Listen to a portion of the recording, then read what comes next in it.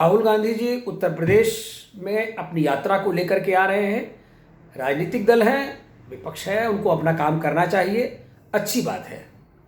लेकिन ऐसे उनका कौन सी कमजोरी है, जिस कमजोरी, इस डर या भय है, जिस डर और भय के कारण वो मात्र 75 जिलों वाले उत्तर प्रदेश के मात्र 3 जिले जो भी पूरा नहीं कर रहे हैं, 2.5 जिले से ही वापस चले जा रहे हैं। तो उन्होंने पहले ही दिन में कर दिया कि दो दिन चले 2.5 कोस। तो 2 दिन में वो 2.5 कोस पूरा करने की जो स्थिति पैदा कर रहे हैं, तो वो ढाक के 3 पात की स्थिति होकर रह जाएगी, ऐसा मेरा मानना है। क्योंकि अभी तो उनको इस यात्रा को लखनऊ तक लेके आना चाहिए था।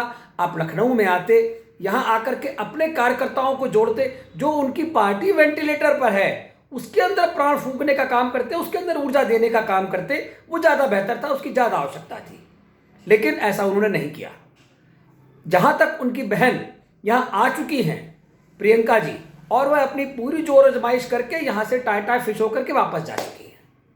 फिर उसी प्रकार एक बार इन्होंने, मायावती जी का राज्य था, मायावती जी मुख्यमंत्री थी उत्तर प्रदेश की, उस समय भी एक जमीन आंदोलन, भूमि आंदोलन का एक बहुत बड़ा बखेड़ा खड़ा करके वह मोटरसाइकिल की यात्रा करके भट्टा परसौल पहुंच गए थे। लेकिन उसका परिणाम क्या हुआ, यह हम सब जानते हैं कि उसका कोई अर्थ नहीं निकला। और वह जनता जो उनके साथ जुड़ी थी, यह सोच करके कि ये जमीन में हमारी बचाएंगे, एक भूमि आंदोलन में एक नया अध्यादेश ले आएंगे, लेकिन ऐसा वो कुछ नहीं कर पाए और वह पूरी तरह से फ्लॉप नेता साबित हुए।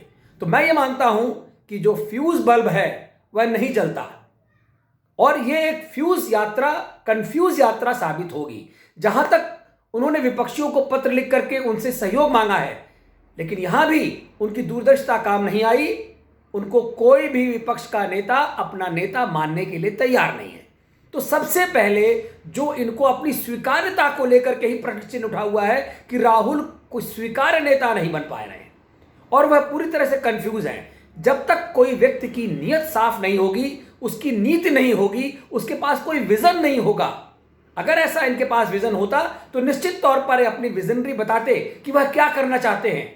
वह आज तक मोदी जी का विकल्प बनने का प्रयास कर रहे हैं, और उनकी ही पार्टी के लोग उनको मोदी जी का विकल्प नहीं मानते। विपक्ष का कोई नेता उनको मोदी जी का विकल्प नहीं मानता।